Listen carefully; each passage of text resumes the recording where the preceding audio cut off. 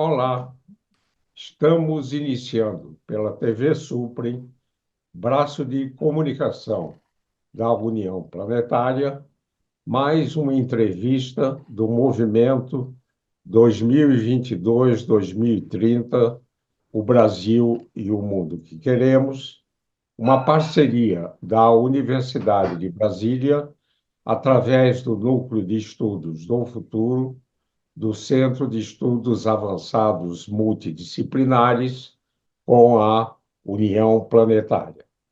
Hoje teremos o privilégio de conversar com o professor Francisco Aparecido Cordão.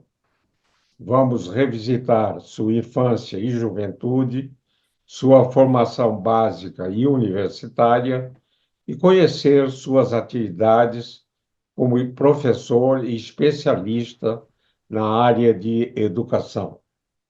O nosso convidado é graduado em Teologia pela Pontifícia Universidade Católica de São Paulo e graduado em Filosofia pela Universidade de Mogi das Cruzes.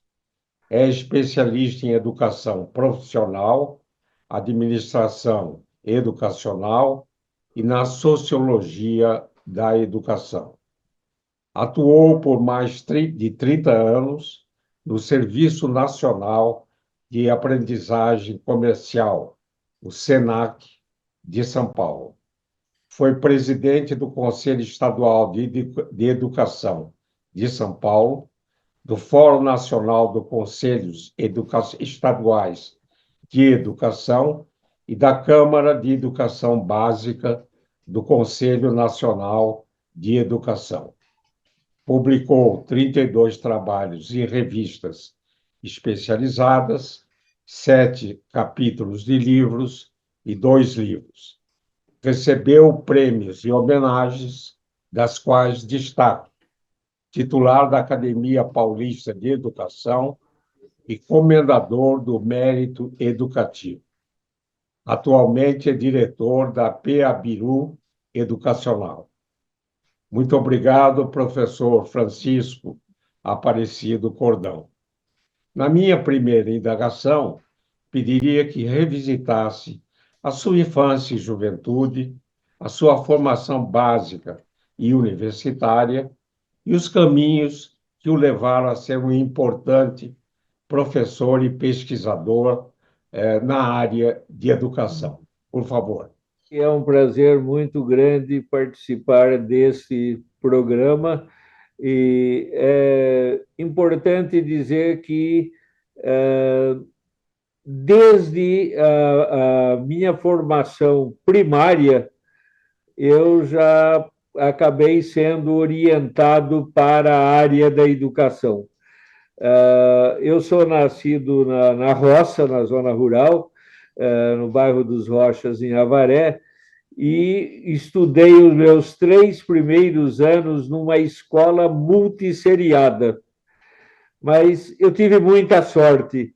Eu tive uma professora normalista, muito bem formada e que gostava do trabalho que realizava e que ensinava muito bem e estimulava os seus alunos a ensinar para seus pais, tios, parentes, etc., tudo aquilo que aprendeu. Ela tinha gosto de fazer um trabalho bem feito como professora. E tanto que todos os seus alunos, numa classe multisseriada de mais ou menos 40 pessoas, todos os seus alunos da primeira série, em outubro, estavam praticamente alfabetizados, pelo menos com leitura, escrita e cálculo. Quando o inspetor, no final do ano, ia visitar a escola e verificar se os seus alunos tinham aprendido ou não, década de 50, e o inspetor dizia que parabéns, ela ficava feliz da vida, né? Porque todos os seus alunos aprendiam muito bem. E no dia que o inspetor ia no final do ano, outubro, perto do Dia dos Professores, ele festejava, a grande festa era a entrega do primeiro livro de leitura para os alunos do primeiro ano. E a professora, Dona Sinira Gonçalves, ela dava parabéns, cumprimentos aos seus alunos, dizendo: agora vocês podem conhecer o mundo todo sem sair daqui da roça. Mas leiam tudo que cair na sua mão. Pega um almanaque na farmácia, leia. Pega um jornal que embrulhou uma compra, leia o que está lá e mostre para os seus pais, para os seus primos, o que você está lendo. Tanto que, logo no finalzinho do ano, todos os alunos da primeira série tinham que, na segunda-feira, entregar para ela uma frase dizendo o que eu aprendi nessa semana. E ela queria que você escrevesse, mostrasse para os seus pais, avós, parentes, e entregasse para ela na segunda-feira. Durante a semana, ela escolhia as melhores frases para ser lida. A mesma coisa acontecia com o pessoal do segundo ano e do terceiro ano. Só que o pessoal do segundo tinha que escrever meia página toda segunda-feira, e o pessoal do terceiro ano tinha que escrever uma página inteira do caderno, o que eu aprendi. E ela tinha gosto de ensinar e estimulava nos seus alunos o gosto de aprender e de ensinar aquilo que ele aprendeu. Porque ela dizia sempre para os alunos, olha, se vocês aprendem, mas não usam aquilo que vocês aprendem, não valeu para nada. Né? Você tem que aprender e compartilhar com os outros aquilo que você aprendeu. Eu diria que a minha vocação para o magistério começou com Dona Sinira nos 3 anos da classe multisseriada na roça. Muito bom, né? Como é importante, né? A correta pedagogia, né? Que leva o estudante a aprender, né? E essa valorização, né? Depois da sua brilhante carreira, da professora do primeiro ano primário, né? Primeiro, segundo e terceiro. E era importante porque ela colocava o pessoal do terceiro ano para ajudar o pessoal do segundo para ajudar o pessoal do primeiro. Com isso, você ia pegando o gosto de aprender e ensinar. É muito interessante, professor Cordão. Professor Cordão, como especialista em educação profissional, trabalhou mais de 30 anos no SENAC de São Paulo. Poderia destacar ações importantes nessa instituição? Sim. Bom, primeiro, eu comecei, na década de 60, eu comecei dando aula de filosofia. Como com a 5692 acabou a filosofia no curso clássico, eu era professor do curso clássico, não tinha mais curso clássico, era o ensino de primeiro e de segundo grau. E no ensino de segundo grau ele era essencialmente profissionalizante. Até ali, a minha experiência de magistério era de filosofia, né? Mas, como perdi minhas aulas, eu dava aula de filosofia na rede estadual de ensino, no bairro do Ipiranga. Quando eu perdi as minhas aulas de filosofia, fui procurar emprego, participei de um concurso e entrei no SESC. No SESC de São Paulo, o concurso que eu entrei era para ocupar uma vaga de orientador social na área de educação. Ótimo, porque eu já estava trabalhando na área de educação como professor. O professor Amin Aur, na época, era diretor de orientação social no SESC. Em 1972, ele saiu do SESC e foi ser o novo diretor regional do SENAC. No ano seguinte, 73, ele me convidou para ir trabalhar com ele no SENAC para, a partir do trabalho que eu fiz no SESC, voltado para a educação de jovens e adultos. Como eu fui trabalhar no SESC na área de educação, então o principal trabalho que eu desenvolvi foi fornecer para os trabalhadores da área de comércio e de serviços alternativas de aprimoramento da sua educação geral, educação de jovens e adultos, que naquela época a gente falava ainda de ensino supletivo, né? Começando de ensino supletivo, organizando esses cursos. Fui trabalhar no SENAC com a missão de inovar a programação do SENAC, o SENAC naquela época tinha 27 anos, porque começou a funcionar na década de 40, ao amparo das leis orgânicas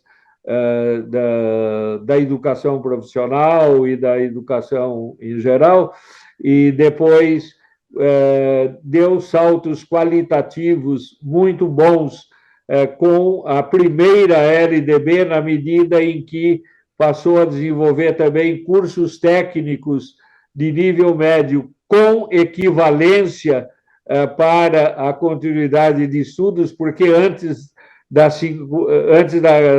nossa primeira LDB não tinha equivalência, a formação era para posto de trabalho, e se quisesse continuar estudos, ele voltava a fazer o colegial, etc., para poder continuar em nível superior. Mas eu fui convidado para ir para o SENAC para desenvolver um trabalho inovador. E o meu primeiro trabalho inovador no SENAC foi desenvolver um projeto de interdisciplinaridade, de cooperação entre SENAC, SENAI e Secretaria Estadual de Educação. Desenvolvemos um trabalho de intercomplementaridade em 10 cidades do estado de São Paulo, mais de uma dúzia de cursos diferenciados de educação profissional. Os alunos iam uma parte da semana na escola do Estado, a outra parte no SENAC ou no SENAI, e com isso nós diversificamos significativamente a nossa programação do SENAC, com programações altamente inovadoras em mais de uma dúzia de projetos, naquela perspectiva de formar os trabalhadores, valorizando o fator trabalho, na perspectiva não de formar-se para um posto de trabalho, mas formar-se para o trabalho, e no desenvolvimento do trabalho tivesse condições de fazer trabalhos bem feitos, com gosto, cultivando o ethos profissional, aquele gosto do trabalho bem feito, acabado, etc. Fazer bem feito e fazer mal feito dá o mesmo trabalho, com a única diferença de que fazer bem feito também te dá prazer, valoriza aquilo que você faz. Então, nós tínhamos 3 orientações básicas. Primeiro, fazer o trabalho de qualificação profissional numa perspectiva de preparação para o trabalho bem feito, acabado, bonito, a ser comemorado.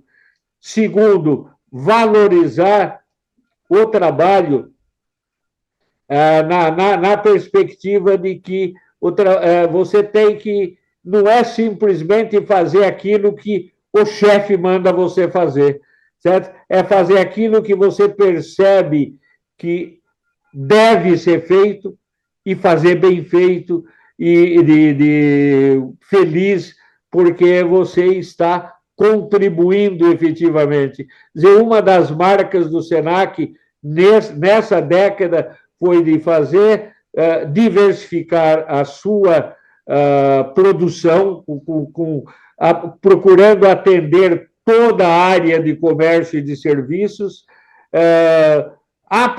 com aproveitamento de estudos, em condições de você não apenas ingressar no mundo do trabalho, mas ingressar,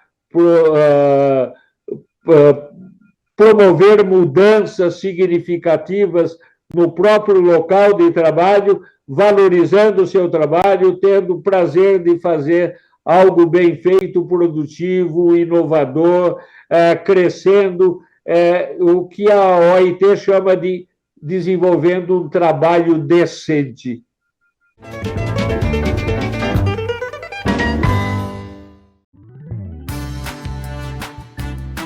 Venha com a gente! Vamos fazer um mundo melhor!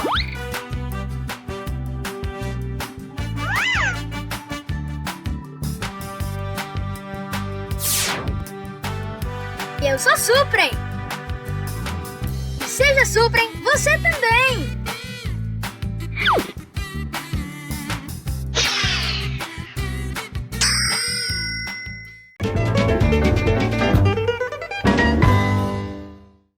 O professor Cordão atuou no Conselho Estadual de Educação de São Paulo e no Conselho Nacional de Educação. Poderia destacar a importância desses dois colegiados e apontar as prioridades para termos uma educação de qualidade para todos os brasileiros e brasileiras? Com essa missão, exatamente, do trabalho que a gente vinha desenvolvendo no SENAC, na década de 80, julgamos que seria importante que eu entrasse no Conselho Estadual de Educação para levar aquelas propostas inovadoras na área de educação profissional e levar para o Estado de São Paulo. Na época, Montoro era o governador do Estado, Paulo Renato era o secretário estadual de Educação. Eu acabei sendo, tanto eu quanto a mim, no SENAC, e como também o professor Salles e outros pelo Senai entraram, Paula Souza, como para valorizar a educação profissional, foram nomeados 3 ou 4 conselheiros da área de educação profissional. Para trabalhar aqui, educação profissional, que na época chamava-se formação profissional, mas que é basicamente educação profissional, numa perspectiva ampla. No Brasil, nunca se valorizou muito a educação profissional, porque ele já nasceu como uma espécie de educação de segunda categoria. A nossa preocupação vamos transformar a educação profissional numa educação de primeira categoria, certo? Quer dizer, não é simplesmente aprender a fazer aquilo que mandam ele fazer, mas é desenvolver competências profissionais naquela perspectiva de capacidade de mobilizar, articular, integrar, colocar em prática conhecimentos, habilidades, atitudes, valores, emoções para fazer aquilo que deve ser feito da melhor maneira possível, contribuindo efetivamente para o desenvolvimento profissional do próprio ambiente de trabalho do Estado e da nação. Com essa perspectiva, o São Paulo, claro que não foi só a minha atuação, mas a minha atuação e de todos os demais conselheiros, nós tínhamos na década de 80, 90, um grupo maravilhoso de conselheiros em São Paulo, discutimos muito aquilo que a gente estava fazendo como sugestões para a própria Constituição Federal na área de educação, depois para a Constituição Estadual de São Paulo, para aprimorar a Constituição de São Paulo nessa perspectiva. Por conta desse trabalho, quando o ministro Paulo Renato foi nomeado ministro pelo presidente FHC, ele falou assim, olha, seria importante que você se candidatasse para o Conselho Nacional de Educação. E eu acabei entrando no Conselho Nacional de Educação, fui nomeado e renomeado pelo ministro Paulo Renato, cumpri 2 anos fora do Conselho e voltei depois nomeado novamente pelo ministro Fernando Haddad e depois Henrique Paim. Então, eu trabalhei 8 anos no Conselho, 8 mais 8, 16 anos no Conselho Nacional de Educação, na Câmara de Educação Básica, onde acabei sendo responsável por grande parte das diretrizes curriculares nacionais para a educação profissional, mas não trabalhando isso de maneira integrada com educação de jovens e adultos, de maneira integrada com toda a educação básica. Quer dizer, a rigor, a partir do ensino médio, tudo é educação profissional, seja na formação do técnico, do tecnólogo, do bacharel, do licenciado, nessa perspectiva articulada de formação, de formação em termos de desenvolvimento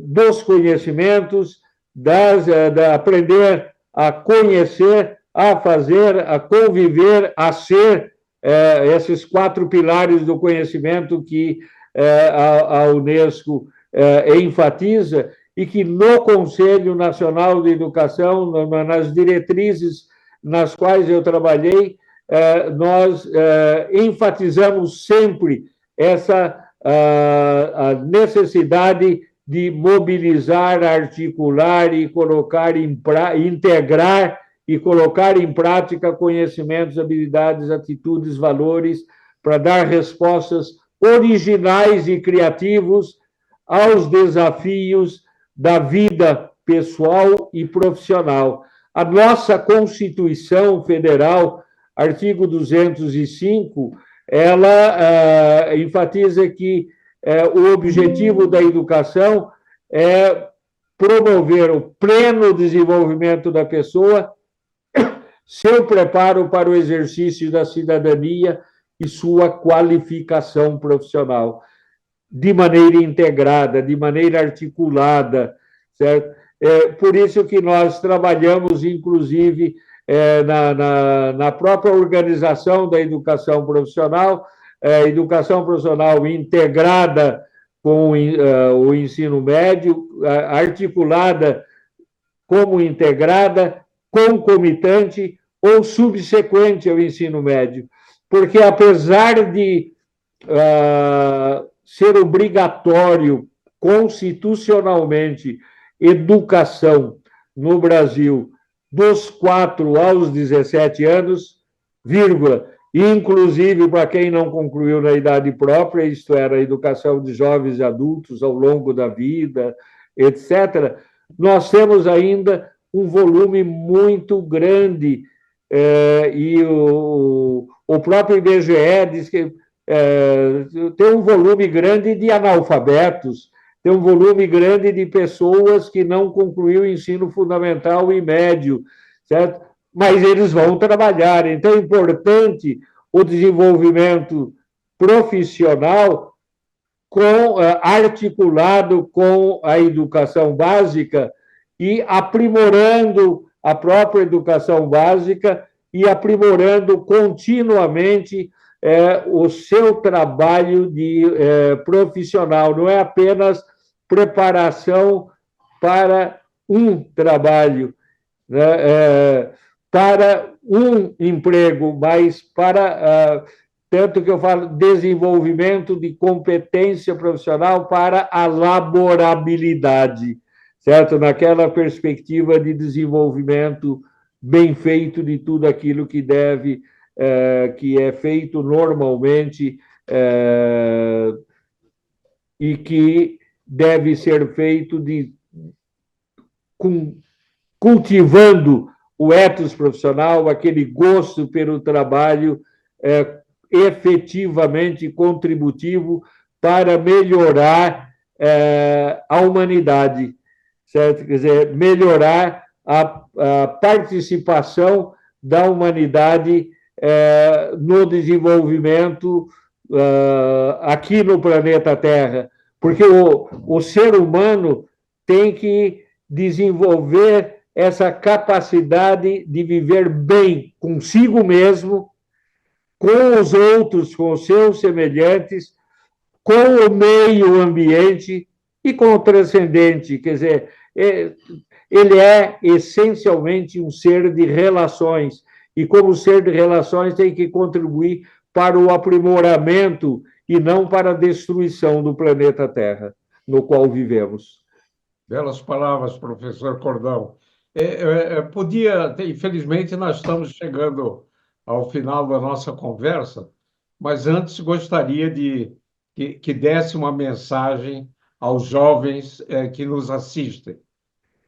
Olha, a minha mensagem aos jovens é, primeiro, estudem muito. A mensagem que a dona Cirila me deu lá no começo do ensino primário, leiam muito, certo? Leiam tudo que cai na sua mão, não apenas no seu computador e no seu celular. Leiam livros, leiam revistas, leiam jornais, aprimorem a sua leitura, a sua reflexão.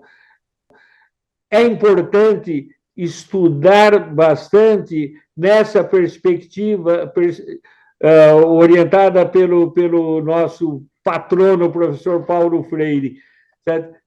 Leiam o mundo, procurem entender o que está acontecendo, procurem ver, sentir, julgar para orientar a sua ação. Até porque o homem, a mulher, o ser humano, ele é fruto das suas próprias escolhas. Então, leiam bem, estudem bastante e façam escolhas boas e procurem fazer tudo aquilo que você vai fazer durante a vida, fazer bem feito. Dizer, qual é a minha contribuição para um mundo melhor? Certo? Qual é a minha contribuição para um mundo mais justo? Certo? Dizer, não façam do trabalho algo difícil, certo? Não é coisa de escravo, é algo que você tem que valorizar, porque vai valorizar a sua pessoa também, como ser humano, e valorizar também o nosso planeta, respeitando naquela perspectiva de respeito pessoal dos outros, do meio ambiente e de tudo que nos cerca. Então, essa é a nossa contribuição para um mundo melhor e mais justo. E muito obrigado, professor Isaac Reutemann. Muito obrigado, digo eu, o professor Francisco Aparecido Cordão, bela mensagem aos nossos jovens e eu almejo que ainda contribua na educação como tem contribuído até o momento.